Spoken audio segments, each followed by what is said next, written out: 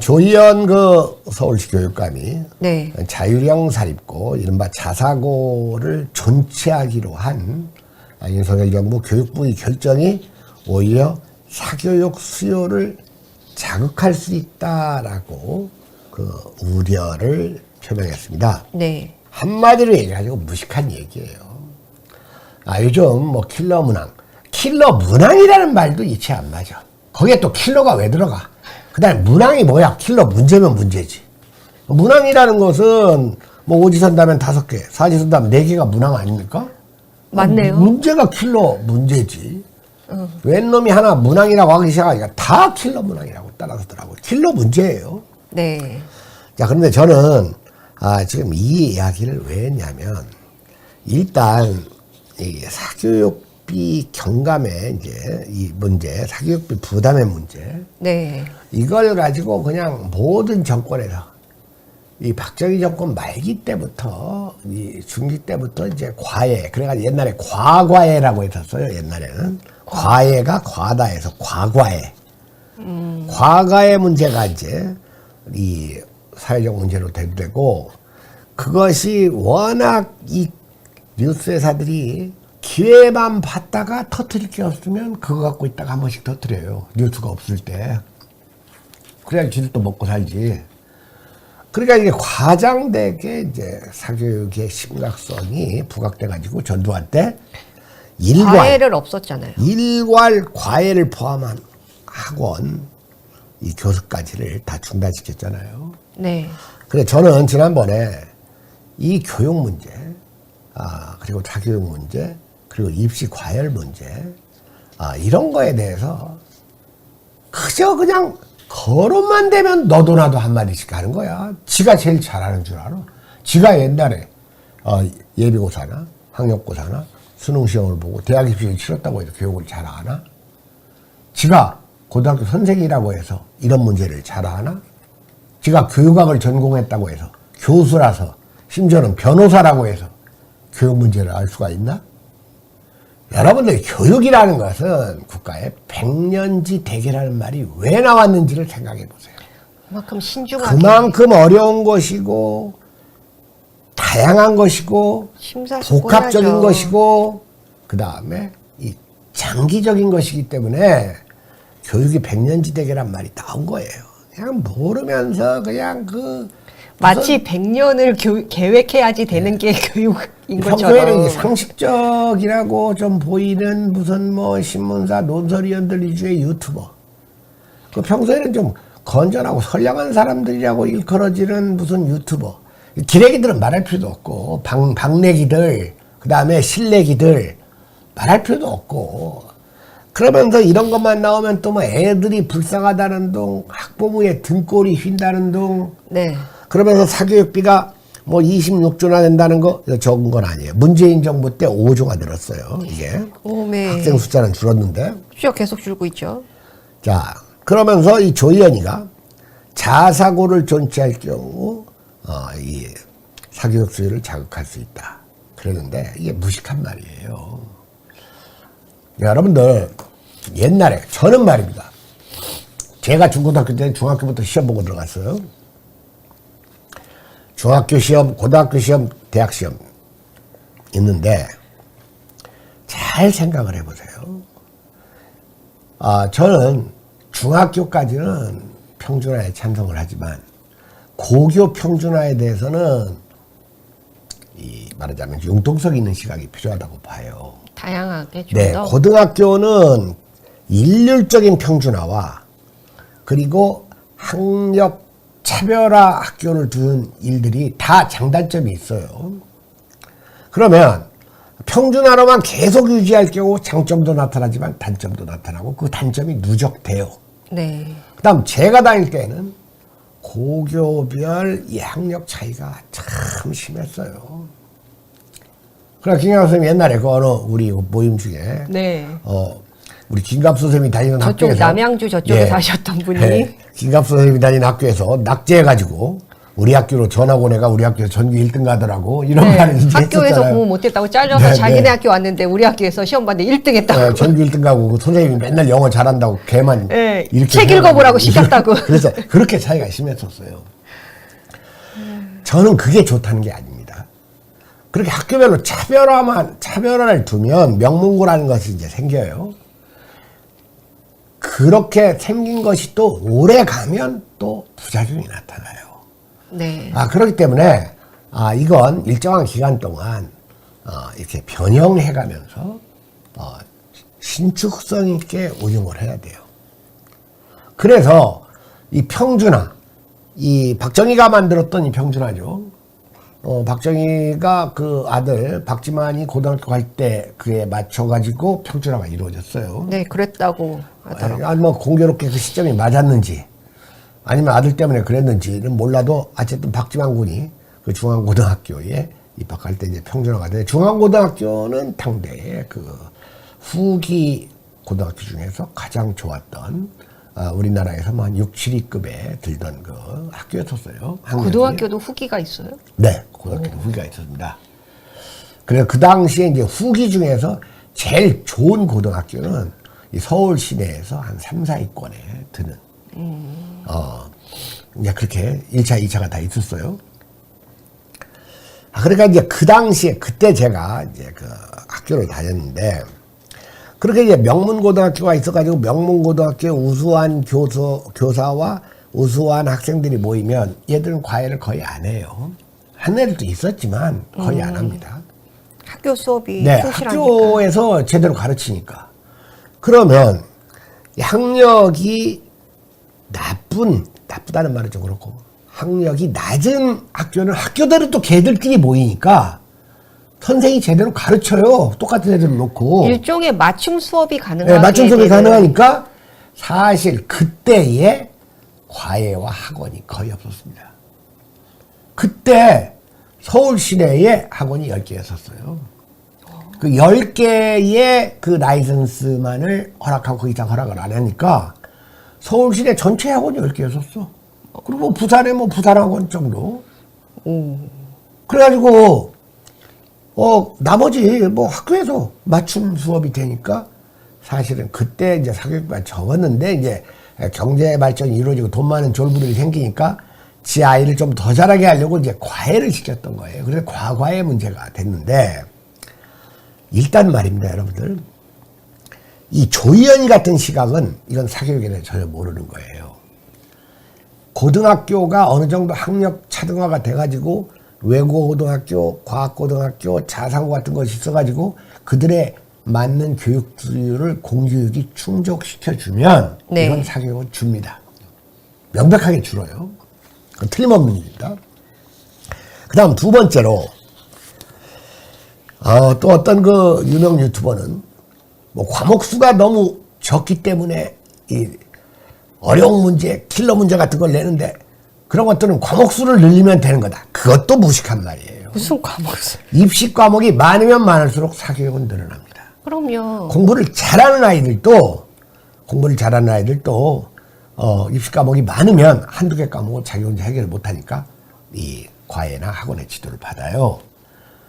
제가 대학에 갈 때 연세대학교와 고려대학교는 4과목을 시험 봤어요. 국어, 영어, 수학에다가 문과는 사회 중에 한 과목 선택, 이과는 과학 중에 한 과목 선택이야. 그 당시 서울대학은 6과목을 봤어요. 그 정도예요. 근데 여기에다가 이제 과목을 자꾸 늘리면 학생이 다 해결할 수가 없으니까 해결 못하는 것을 이제 의존을 하는 거예요. 그러니까 이 과목을 늘리면 된다 하고 아주 막 아는 것처럼 자신있게 얘기하는 그 사람들, 보기에 흉해요. 모르면서 함부로 말하는 사람들은 참 보기에 흉합니다. 그것처럼 보기에 흉한 거. 무슨 일을 서툴게 하는 거, 또 보기에 흉하고, 무슨 일을 성의 없이 하는 것도 보기에 흉하지만, 제일 보기에 흉한 게 모르면서 함부로 짓거리는 거예요. 저도 나름 교육학을 전공한 사람들이 네. 하나도 모르잖아요. 네네. 하나도 몰라서 이제 오늘 방송을 준비하면서 네. 이 일명 자사고에 대한 걸 좀 봤어요. 네. 그랬더니 이 자립형 사립고등학교가 자립형 자사고가 자립형 사립 고등학교만 있는 건 아니더라고요. 자유형 공립고도 있고 네. 그리고 이 자사고 중에서도 이 말하자면은 좋은 대학 가는 그래서 경쟁률이 높은 고등학교는 두 종류의 고등학교밖에 없대요. 민사고랑 하나고. 네. 또 다른 고등학교 같은 경우에는 뭐 그렇게 진학률이 높다거나 이런 게 아니라 정말 자유형 사립 고등학교의 이 목적에 맞는 네. 이 커리큘럼을 진행하고 있는 고등학교도 많다고 하더라고요. 그러면 그렇습니다. 그렇기 때문에 다 일부만 보고 장님 코끼리 만지듯이 함부로 교육 문제를 얘기해요. 지금 학생 수가 뭐 우리 때는 60명이었지만 지금 뭐 3, 40명 되는 모양이 한반당. 아니요, 20 몇 명이래요. 20몇 명 평균이. 네. 그 말하자면 그 24몇 명의 학력은 1등급부터 25등급까지 있다고 봐야 돼요. 그렇죠. 그리고 이 성적이라는 것은 참 오묘한 겁니다. 이게 오묘하다는 말이 조금 어감이 그러네. 예를 들면 바둑 있지 않습니까? 바둑이 7급에서부터 뭐 9, 8급, 9급도 있지만 그건 이제 뭐 안 쳐줘? 7급에서부터 이제 내려가기 시작해가지고 네. 1단에서부터 9단까지가 있지 않습니까? 근데 아마추어들 두는 바둑에서 1급 하면 이제 최고봉 아닙니까? 1급에도 최소 4개 등급이 있어요. 6개 등급.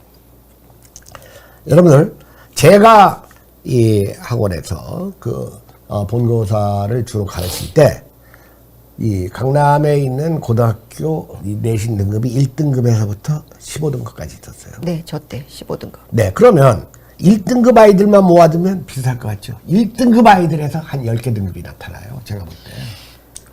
네, 1등급이 가장 등급이 많습니다. 이런 아이들을 놓고, 그러니까, 그리고 실제로 그래요. 아이들 실력이 1등급이 10개. 아이들 실력이 이제 크게 볼 때 1등급부터 15등급까지 있으면 강사 실력은 1등급부터 150등급까지 있다고 보면 돼요. 10배예요, 강사는. 1등급을 해본 적이 없어요. 네.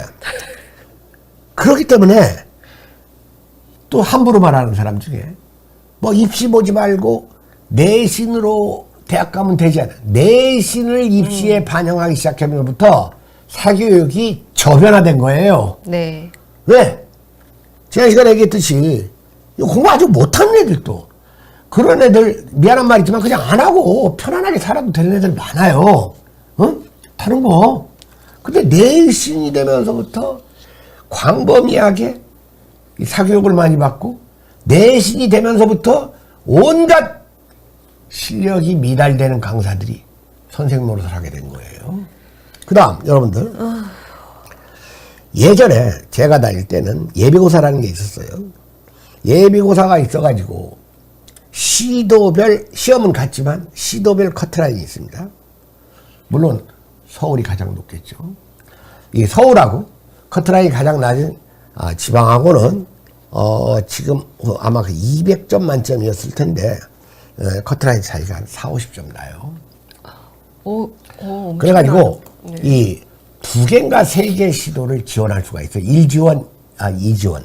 처음에는 1지원, 2지원. 그러니까 자기가 서울 예비고사에 서울에 있는 대학에 가고 싶으면 서울 예비고사에 합격을 해야 돼요. 시험은 같은데 커트라인이 달라요. 네. 그래서 자신이 없으면 그 1지망은 서울 쓰고 2지망은 예를 들어 경북을 썼다. 그런데 점수가 경북 커트라인과 서울 커트라인이 중간 정도 들잖아요.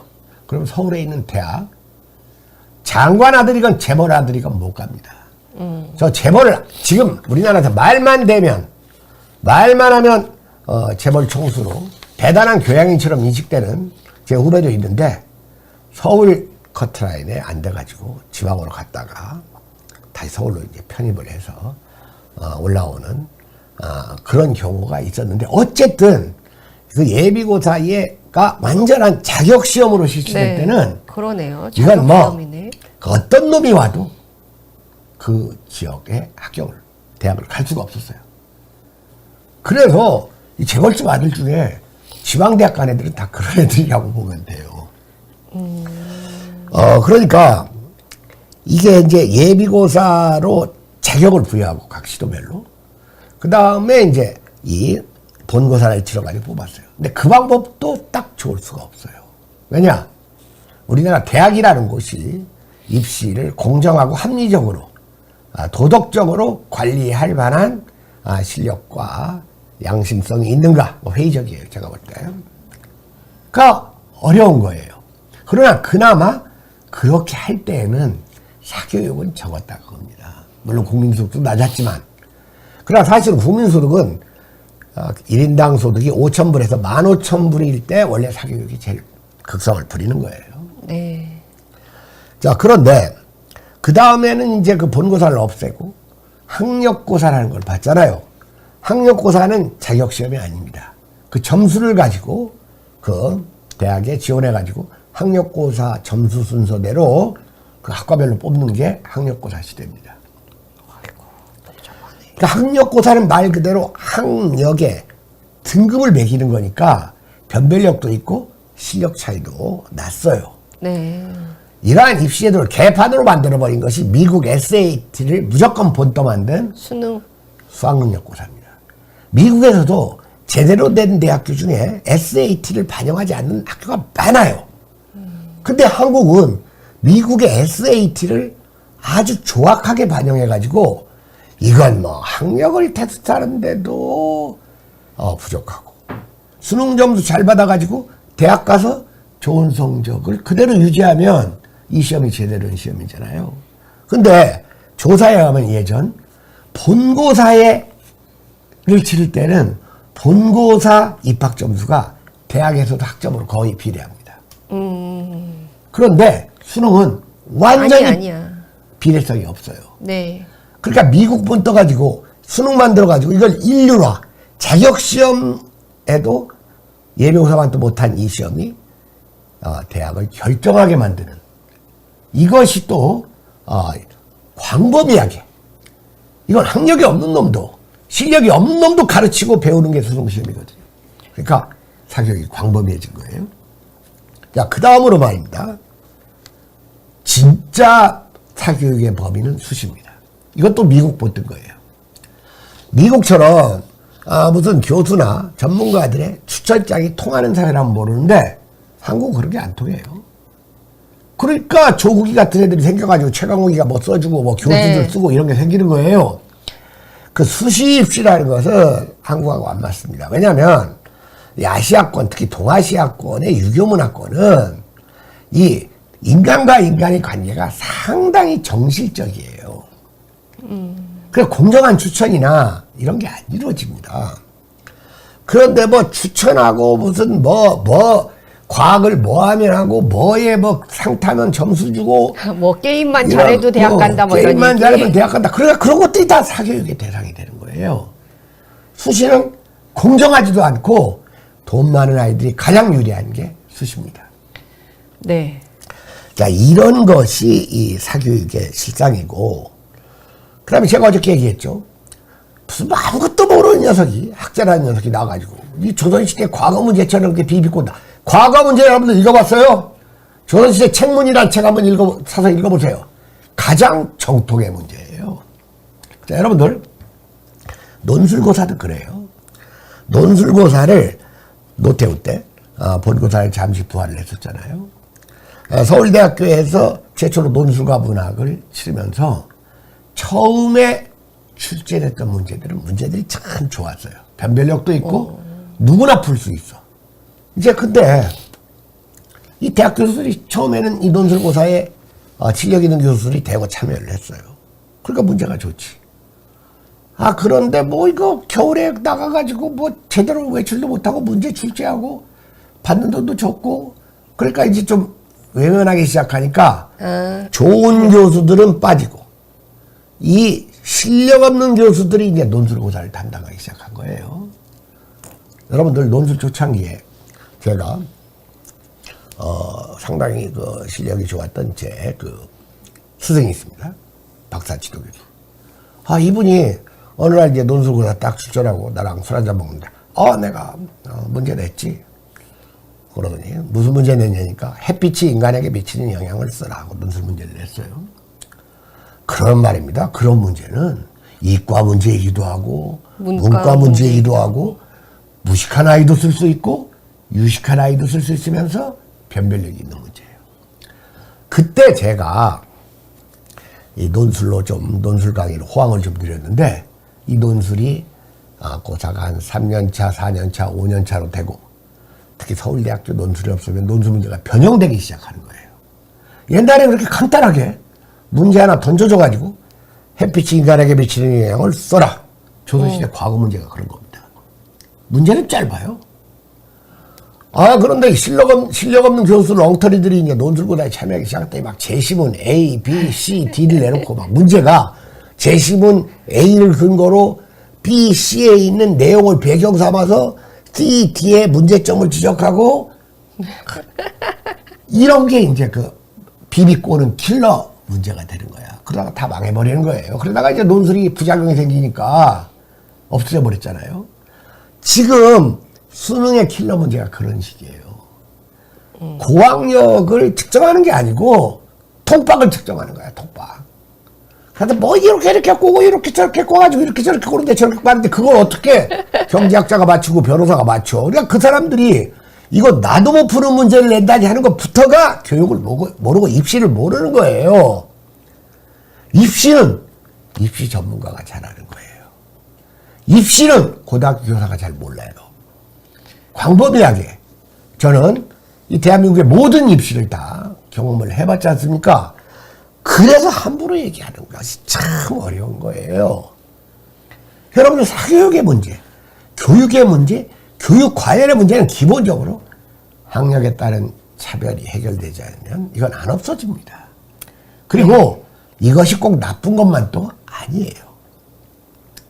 긍정적 순기능이 많습니다. 그렇기 때문에 저는 세상에 이 국가에서 기레기들한테도 지원금을 주는데 이 사교육에 엄정한 자격을 부여해야 돼요. 사교육 선생들한테 옛날에는 자격이 있었어요. 4년제 대학 이상. 그리고 유사 전공을 최소한도 선택을 해야 됐습니다. 네. 그렇게 되니까 제가 30대 초반의 나이에 학원에 이렇게 취업을 할 때는 제가 받았던 월급이 고등학교 교사의 한 4배 정도 됐었습니다. 그리고 더 좋은 선생님 더 많이 받았었어요. 물론 이게 돈이 중요한 건 아니지만 그래도 어느 나라든지 사회주의 국가건 자본주의 국가건 이 보수가 많으면 실력자들이 모여들게 돼 있고 그건 어쩔 수 없어요. 자, 그래서 이렇게 그 입시의 구조적인 문제, 전반적인 문제를 헤아려 보는 전문가들이 모여서 오랫동안 연구하고 수기하고 논의하면서 신축성 있고 융통성 있게 대처해 나가야지 교육 문제, 입시 과열 문제, 사교육의 문제가 해결되지. 이렇게 즉흥처방 문제를 쉽게 내야지 무슨 사교육과 경감된다느니 과목을 늘려야 된다느니 내신을 해야 된다느니 실력으로만 뽑지 말고 무슨 기능으로도 뽑아야 된다느니 추천으로 뽑아야 된다. 이런 건 다 백약이 무효입니다. 그러면 이제 조 의원 관련해서 한 가지 더. 네. 이제 조 의원이 지금 반대하고 있는 것이 자사고뿐만 아니라 학생들의 기초 학력 진단 평가를 네. 전교조에서 거부를 하잖아요. 네네. 그래서 이게 전국적으로 실시가 됐을 때 무슨 뭐 현장 학습인가 뭐 이렇게 해서 애들이 학교 안 와도 되는 걸로 네네. 애들에서 이제 시험 거부 아닌 거부를 하게 만드는데 이 네. 기초 학력 진단 평가를 실시하는 거에 대해서는 어떻게 생각하세요? 필요합니다. 저도 필요하다고 여러분들 생각해요. 학교는 아이들의 인성교육보다는 지성교육이 목표예요. 아이들 인성교육은 부모가 하는 거예요. 그러니까 그 비율로 볼 때 네. 뭐 한쪽만 하는 게 아니고 가정교육이 실종된 시대에 학교가 인성교육은 아니고 그저 학생들하고 한편이 돼가지고 패거리 의식으로 아이들을 괴롭히지 마라. 여러분들 공부하는 아이들을 괴롭게 하지 않고 어떻게 아이들의 학력이 발전합니까? 그건 감수해야 되는 문제예요. 그런데 항상 우리나라 진보 쪽 인사들은 학생과 학부모들 그 바보 같은 그 다중의 사람들에게 부안해동을 하잖아요. 막말로 나 전교조 출신 교사 중에서 실력 있는 교사를 내가 못 봤습니다. 그리고 옛날 강남 또는 우리나라 그 10개 학원만 있을 때 네. 그 학원의 우수한 교사 중에 전교조 출신 수능 되면서부터 전교조 출신들이 물론 시기적으로도 맞았지만 나타났지. 운동권 출신 사교육업자들. 본고사나 본격적인 문학 이런 걸 치를 때는 전교조 출신 족보도 못 내밀어요. 명함도. 자, 그래서 결국 제가 뭐 딱 부러진 해결책을 제시할 수가 없잖아요. 다만 애들 팔아서 학부모 팔아서 말도 안 되는 얘기들 하지 말고 모르면서 함부로 장님이 코끼리 만지면서 코끼리는 다리다, 코끼리는 코다, 코끼리는 상하다, 이런 코끼리는 꼬리다, 이런 바보 같은 이 말들, 이것이 얼마나 말 그대로 창피한 노릇인지를 당사자들 좀 알았으면 좋겠어요. 일단 한 가지 분명한 것은 공교육이 좋아지면 사교육 문제는 해결됩니다. 그럼 공교육이 좋아지려면 어떻게 하냐? 이건 비슷한 학생들끼리 모아놓고 수업을 해야 돼요. 그러려면 자사고도 필요하고 외고도 필요하고 그게 변칙이에요. 왜냐면 외국어 고등학교라는 이름 해놓고 애들이 의대 가고 과학고라는 이름 해놓고 법대 가고 참 이런 편법으로 교육 문제를 해결하려고 하니까 이게 영원히 안 되는 거예요. 여러분들 우리나라에서 과거가 1년에 몇 번씩 시행이 됐는데 과거에 최종 합격자는 물론 문과도 있었지만 문과 33명입니다. 여러분 그 문과 33명에 선발될 수 있는 확률이 서울대학교 단과대학 수석 합격하는 확률입니다. 네. 그 33명에 들기 위해서 그 시대에도 수만 명의 이 생도들이 서당에 다니고 책 읽고 자습하고 선생들한테 곡식이고 선물이고 싸들고 다니면서 배웠어요. 그렇기 때문에 아까도 얘기했지만 세상에 기레기들한테도 보조금을 주는데 사교육 교사들, 사교육 강사들의 자격을 확실하게 하고 사교육 운영자들의 이 자격과 이것을 강화하는 법률을 만들고 점진적으로 그리고 사교육에도 일부 보조를 해야 되고 이런 식으로 해가지고 해결되지 않으면 절대 해결 안 됩니다. 사교육을 적으로 만들어서는 절대 사교육이 안 됩니다. 해결이 안 돼요. 그래서 네. 제가 좀 아주 장황하게 얘기를 했는데 너무나 이 모르는 것들이 함부로 말더라고. 오늘 또 오다가 이 라디오를 들으니까 저 성공에 대해 그 최재봉이라고 아주 얍삽하게 생긴 교수 있잖아요. 말도 재수없게 하고. 근데 라디오에서 이렇게 킬러 문제를 갑자기 없애겠다 하면 학생과 학부모들이 당혹하지 않겠습니까? 그러니까 왜 당혹하지 않겠어요? 하면서 아이고 참 정말 그렇기 때문에 어쨌든 저는 이 수능 혁파 수능을 제대로 된 학력 측정고사로 새롭게 개발을 하고 그 다음에 공교육을 더욱 내실화하고 정상화 해가지고 사교육의 도움을 적게 만드는 신뢰받는 공교육을 만들고 그 다음에 학생들과 학부모들 가운데서 이제는 대학 정원도 줄고 누구나 다 그렇게 입시 공부할 필요가 뭐 있어요. 그래가지고 입시의 다양성을 줄여야 됩니다. 수시, 내신. 내신 전형, 수시 전형, 수능 어쩌고 있고. 했다가 안 되면 부작용 나오면 없애고. 옛날에는 무슨 경시대회 입상자 뽑고.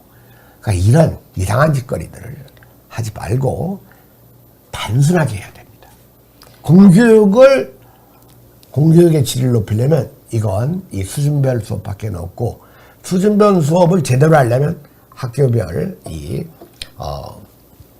학생들을 성적 순으로 뽑는 고교 입시 제도가 또 필요하기도 한데 이것이 또 영속적으로 가면 부작용 생기니까 신중성 있게 바꿔가면서 하는 이러한 융통성이 있어야 된다. 이 정도 외에는 제가 드릴 말씀이 없습니다.